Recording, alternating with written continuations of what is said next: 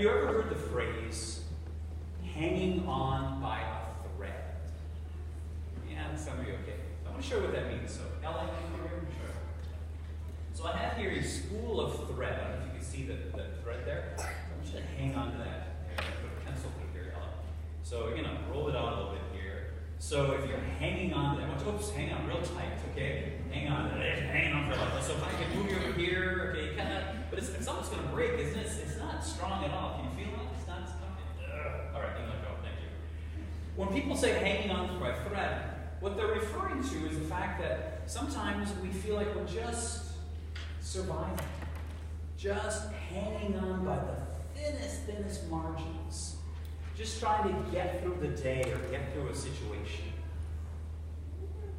Because let me say this very clearly. Life is tough. Life is difficult. And for a lot of you sitting here right now, you know that. Because in many ways you feel like you're just hanging on by the barest means of thread. For example, that relationship that means so much to you, whether it's at work or a family person, and it just feels like it's falling apart.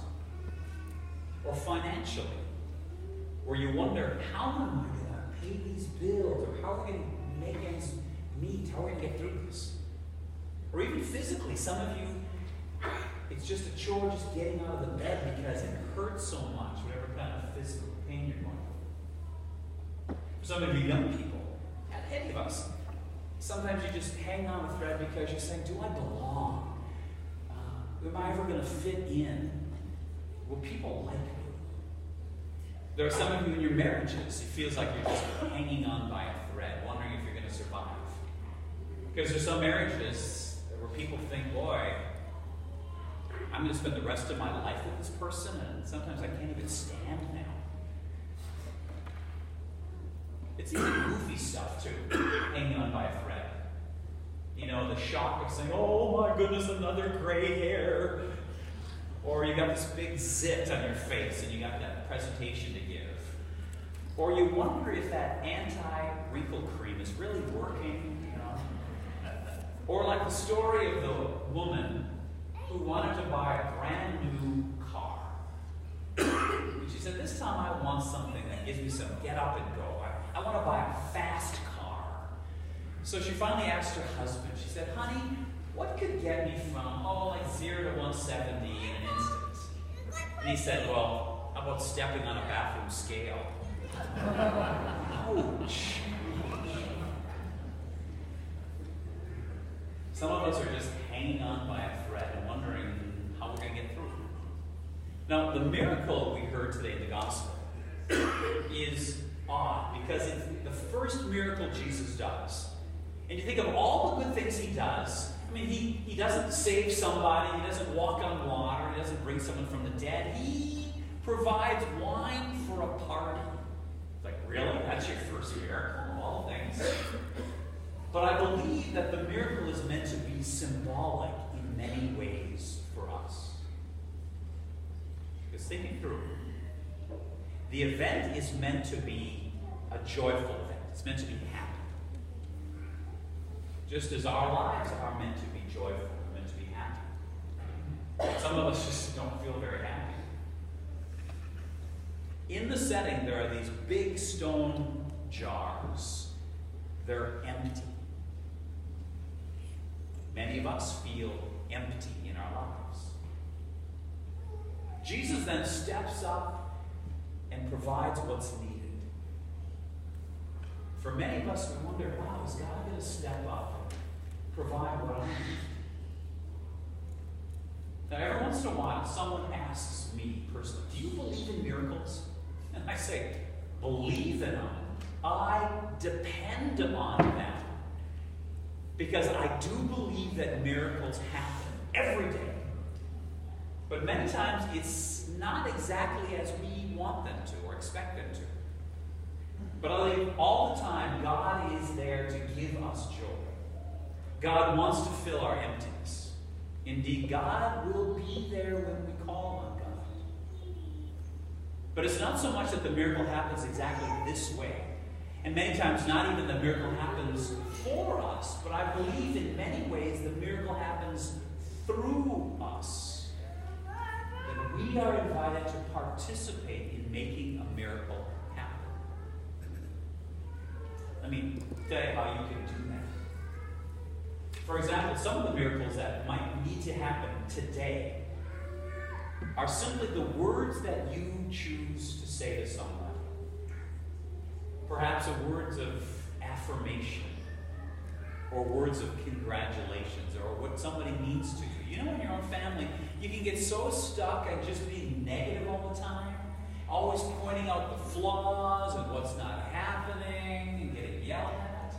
Maybe the miracle is where you actually turn it around. Sure, there's stuff to work on, but expressing love. Speaking about how these people close to you, what they mean to you. Another way a miracle can work through you is simply exercise simple decency.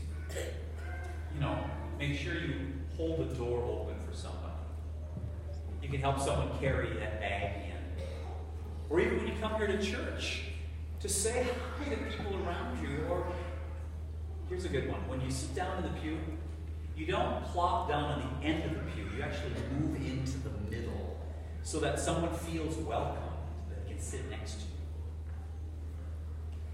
Here's another one. Anticipate a need and then step up.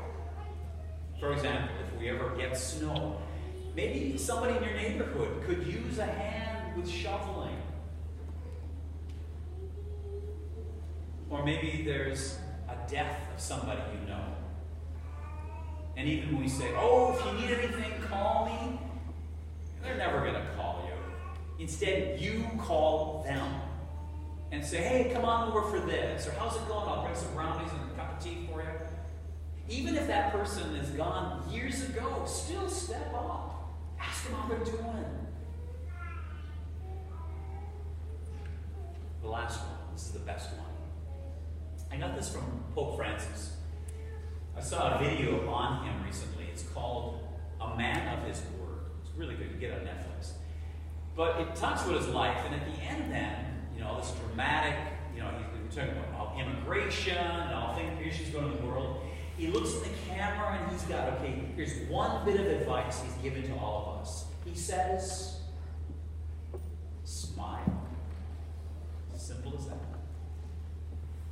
What the world needs is for you to smile. Your interactions with people can make a difference. Saint Mother Teresa, she once wrote up, not all of us can do great things, but we can all do small things with great love.